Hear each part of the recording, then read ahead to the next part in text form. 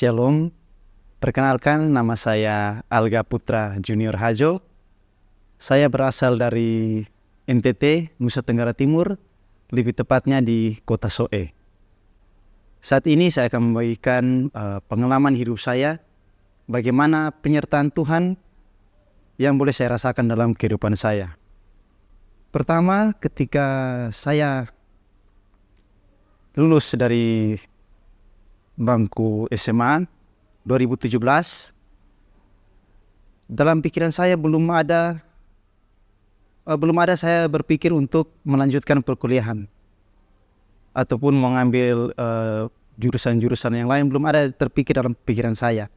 Tetapi di satu hari ada pendeta berkunjung ke rumah saya, dan dalam kunjungannya itu, dalam perbincangan kami, dia menanyakan mau kuliah di mana, mau ambil jurusan apa. Tapi saya menjawab kepada pendeta itu, saya belum ada kepikiran untuk melanjutkan kuliah dan juga mau mengambil jurusan apa. Singkat cerita, akhirnya pendeta ini pun berdoa untuk saya, dan saya terkejut.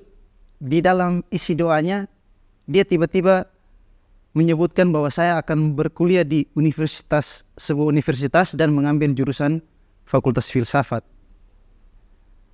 Dan kemudian singkat cerita, saya pun pergi ke universitas tersebut untuk berkuliah mengambil jurusan filsafat. Semenjak saya kuliah, ada beberapa kesulitan yang saya hadapi. Salah satunya membayar uang kuliah. Terus saya berdoa kepada Tuhan, Tuhan, bagaimana ini? Saya mau berkuliah tapi tidak ada biaya.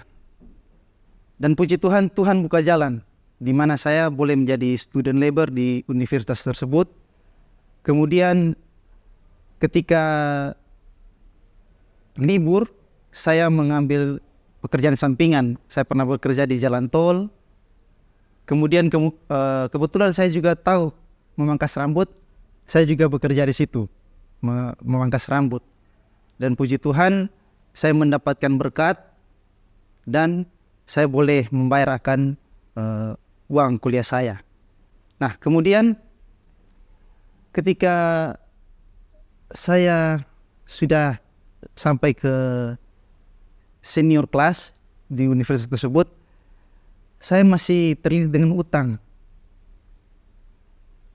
Tapi tiba-tiba saya masih ingat itu, tepat pada hari ulang tahun saya, tiba-tiba ada telepon dari suatu dosen.